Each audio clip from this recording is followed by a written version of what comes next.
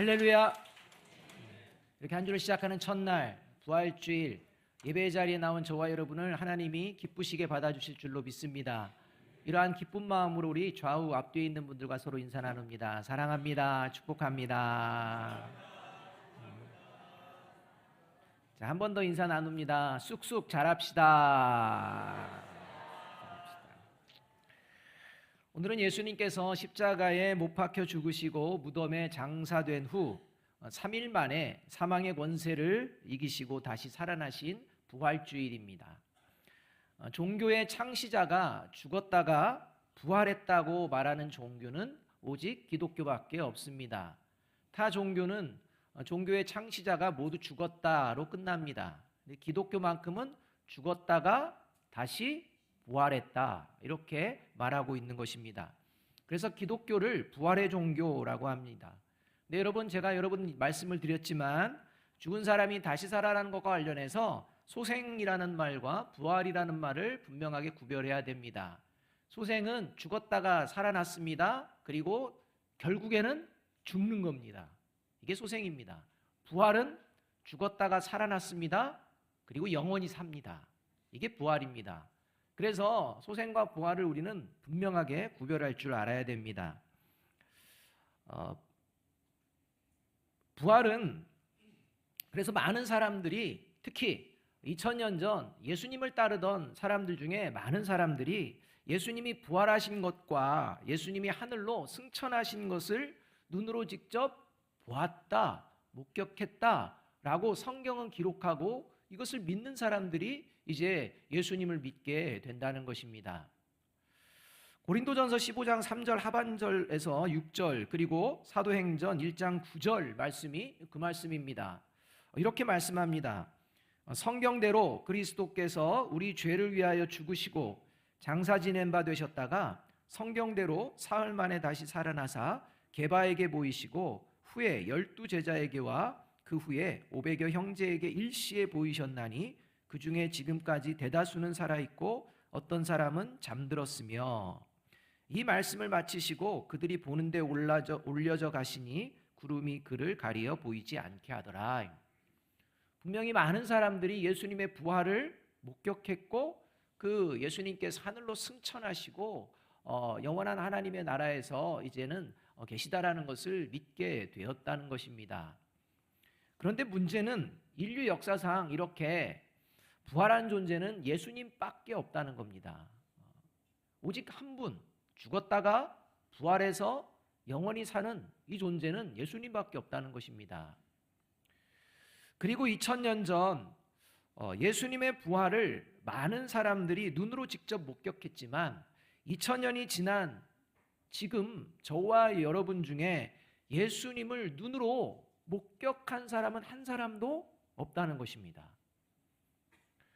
그렇다면 저와 여러분은 지금 직접 눈으로 부활하신 예수님을 볼 수 없는데 그래도 예수님의 부활을 믿으십니까?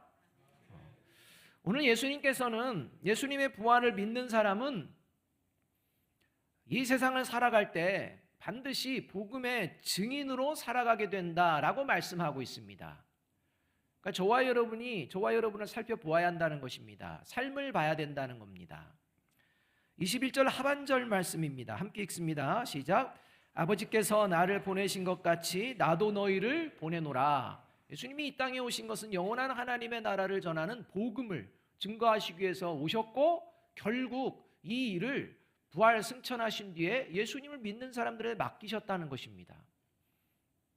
그렇다면 과연 저와 여러분은 예수님의 부활을 믿는 복음의 증인으로 지금 살아가고 있을까요?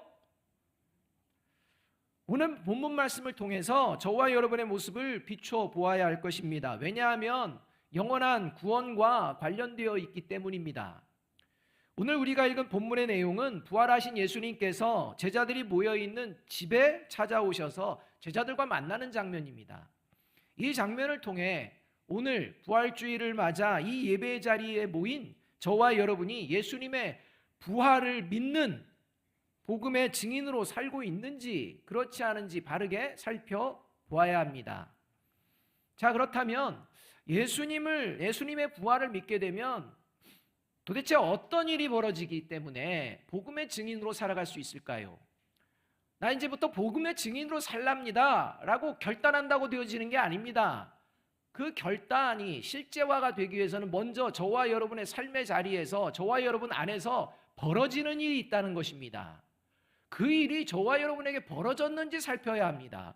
그 일도 벌어지지 않았는데 복음의 증인으로 산다는 것은 앞뒤가 안 맞는 것입니다. 도대체 저와 여러분에게 예수 그리스도의 부활을 믿게 되면 어떤 일이 벌어지게 될까요? 첫째로 예수님의 부활을 믿게 되면 함께 한번 읽어보겠습니다. 시작. 완전히 새로운 삶이 시작되기 때문에 복음의 증인으로 살아갑니다. 저와 여러분이 새로운 삶을 살고 있는지 돌아보아야 한다는 것입니다. 19절 앞부분의 말씀을 함께 한번 읽습니다. 시작. 이날 곧 안식 후 첫날 저녁 때에, 이 말씀은 부활하신 예수님이 제자들이 모인 곳에 언제 찾아오셨는지를 아주 분명히 얘기해 줍니다. 언제 찾아왔느냐? 안식 후 첫날 저녁 때에 이렇게 말합니다. 여러분, 안식일은 하나님께서 모든 만물을 창조하신 후 안식하신 날입니다. 그런데 예수님은 이렇게 하나님께서 모든 만물을 창조하신 후 안식한 날 다음 날, 그날 제자들에게 오셨다 이렇게 말합니다. 여기에 아주 중요한 의미가 담겨져 있습니다. 그것은 바로 완전히 새로운 변화가 시작되는 순간이라는 것입니다. 우리가 사용하는 달력, 다시 말해서 이 태양력을 기준으로 유대인들에게 안식일은 토요일입니다. 그러나 그리스도인에게 안식일은 토요일이 아니라 일요일입니다. 그래서 주일입니다. 이렇게 안식일이 완전히 새롭게 바뀝니다. 그 이유가 바로 예수님이 부활하신 후 그날이 안식 후 첫날이기 때문입니다. 예수님이 부활하신 날이 안식일이었다면 우리도 토요일날 안식일로 지킬 것입니다. 그러나 완전히 바뀝니다. 예수님께서 부활하신 날이 안식 후 첫날이기 때문입니다. 그리고 예수님이 부활하심으로 하나님이 말씀하신 진정한 안식일의 의미가 완성됩니다. 그래서 여러분, 예수님을 믿는다고, 또 예수님이 부활을 믿는다고 말하면서 안식일은 그래도 토요일 지켜야 돼 라고 주장하는 사람들, 그 사람들은 다 무엇일까요? 이단입니다. 그들은 변화가 없습니다. 예수님 믿는다고 하는데, 예수님의 부활을 믿는다는데 변화가 없는 사람들입니다. 그래서 안식일을 토요일을 그렇게 고집하는 겁니다. 제7안식일교나 또는 하나님의 교회, 그래서 이런 교회들은 다 이단입니다. 그들에게는 구원 없습니다.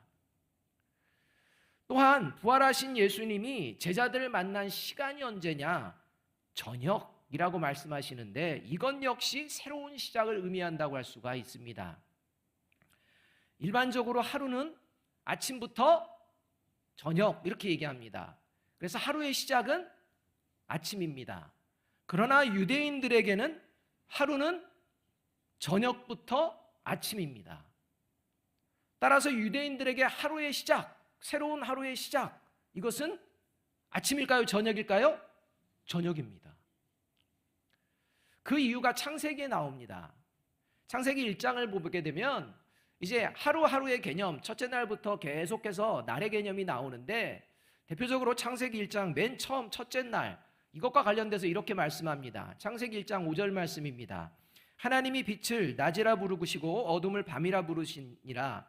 저녁이 되고 아침이 되니 이는 첫째 날이니라 이렇게 말씀합니다. 이 말씀에 의하면 하나님이 모든 만물을 창조하실 때 가장 먼저 빛을 창조하셨다는 말씀인데, 이 말씀에 첫째 날을 어떻게 표현하느냐? 저녁부터 아침 이렇게 표현하는 것입니다.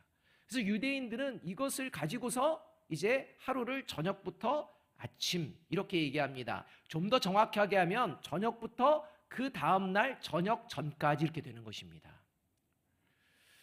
따라서 부활하신 예수님께서 안식 후 첫날 저녁에 제자들을 만나주신 의미는 예수님의 부활을 믿는 순간 안식일은 토요일에서 일요일로 완전히 새롭게 바뀌고 예수님의 부활을 믿는 사람들에게는 새로운 하루, 새로운 삶이 시작된다는 의미라고 볼 수가 있다는 것입니다.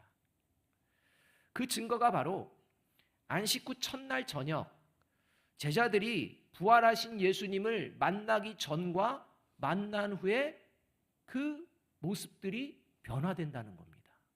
완전히 변화됩니다. 19절과 20절 말씀입니다.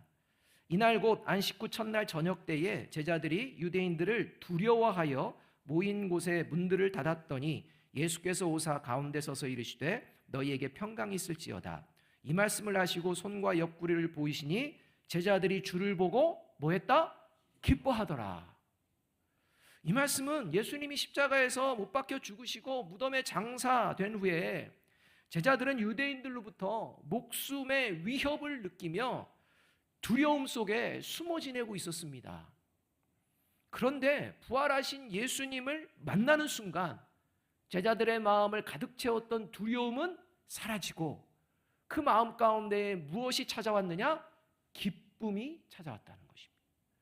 두려움이 기쁨으로 변하는 순간입니다. 상황이 변한 게 아닙니다.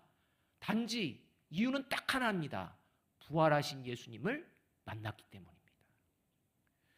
그리고 부활하신 예수님이 찾아오신 그 자리에 없었던 도마에게 이제 예수님의 부활의 소식을 기쁨으로 전하는 부활의 증인, 복음의 증인된 모습을 보여낸다는 겁니다.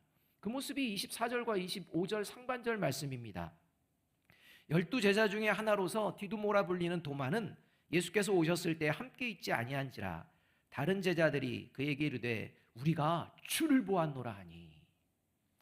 결국 이 말씀을 통해 알 수 있는 것은 예수님의 부활을 믿는 순간, 예수님의 부활을 믿는 사람은 누구든지 그의 삶이 완전히 새롭게 변화되어 복음의 증인으로 살아가게 되는 것입니다. 완전히 변화되지 않은 사람은 복음의 증인으로 살아갈 수가 없습니다. 그 대표적인 것을 보여준 사람이 사도 바울입니다.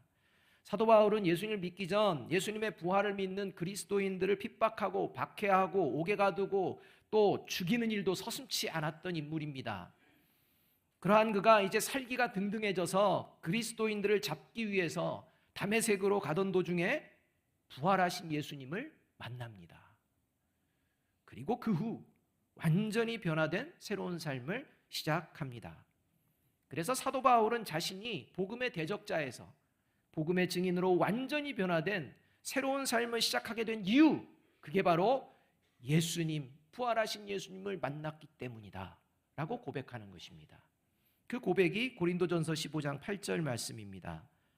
맨 나중에 만삭되지 못하여 난 자 같은 내게도 보이셨느니라.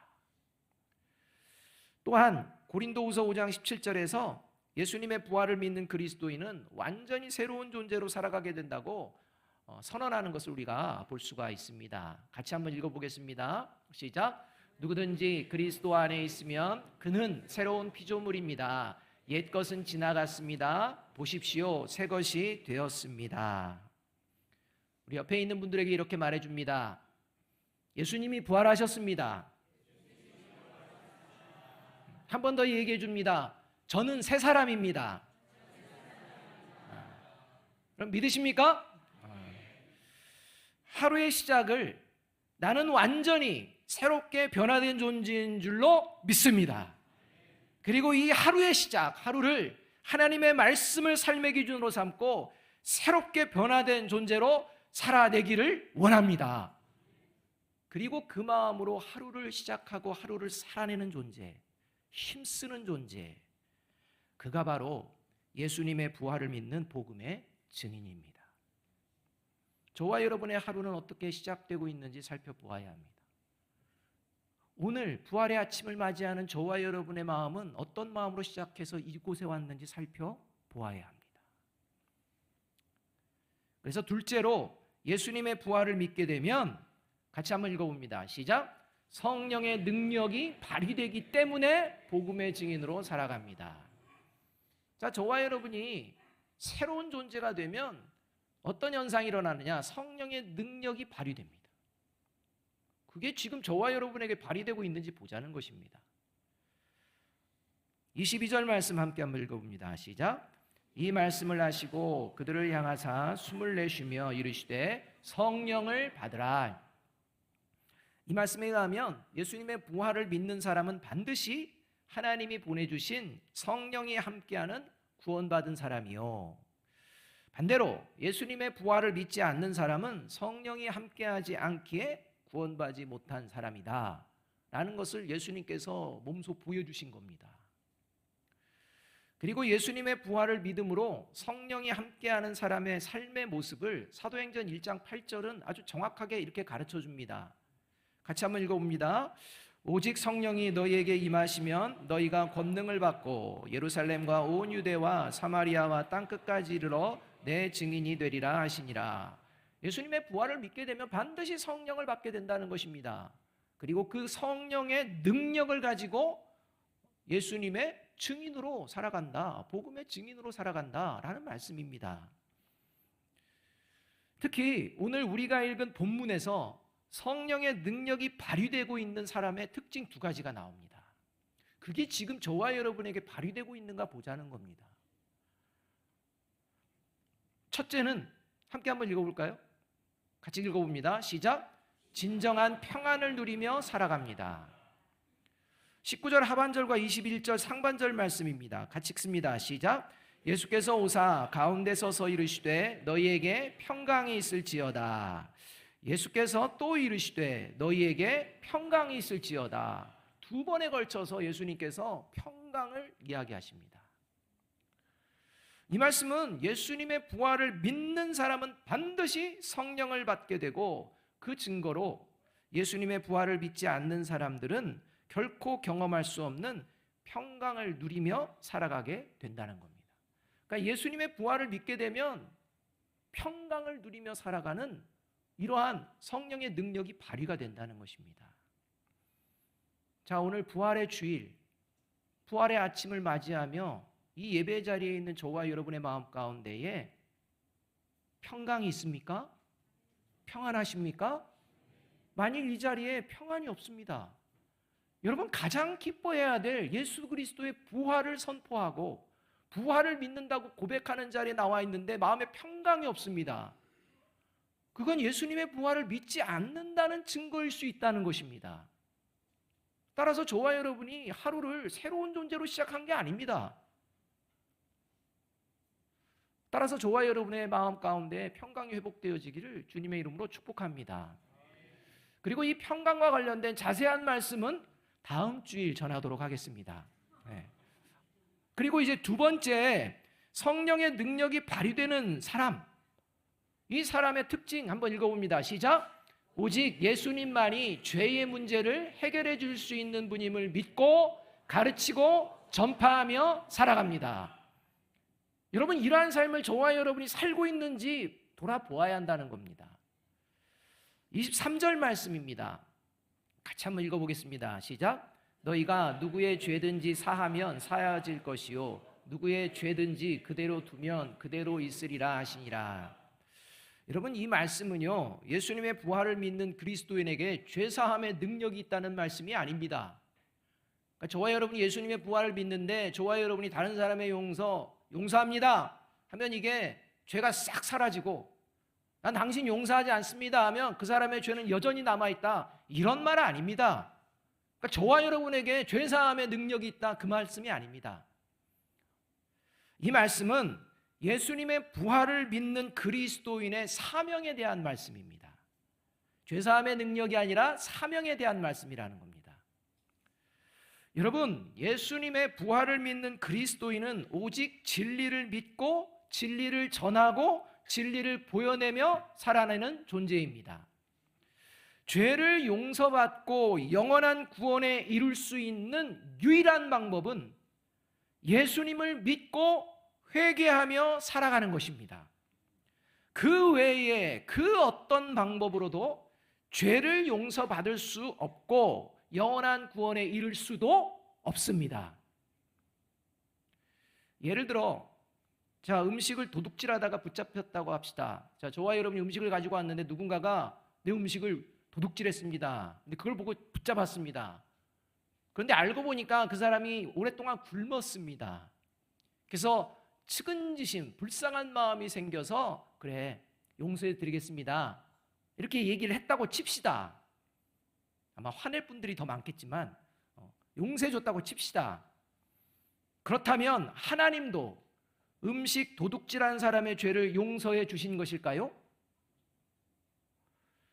또 도둑질을 하다가 붙잡혀서 이제는 감옥살이를 했다고 칩시다. 그렇다면 도둑질한 사람이 감옥에서 형벌을 받았으니까 하나님도 도둑질한 사람의 죄를 용서해 주실까요? 절대 그런 일 없습니다. 인간들끼리 서로 용서하고 용서받는 거 이런 일이 있을 수 있습니다. 근데 하나님 앞에서는 그렇다고 그게 되어지는 게 아닙니다. 따라서 이 말씀은 예수님의 부활을 믿는 그리스도인에게는 사명이 있다는 말씀입니다. 어떤 사명이냐? 예수님을 믿고 자기의 죄를 회개하는 사람은 언제든지 죄사함을 받는다고 분명하고 확실하게 가르치고 전하는 것이요, 예수님을 믿지 않는 사람은 결코 죄사함을 받지 못한다고 분명하고 확실하게 가르치고 전하는 사명이라는 것입니다.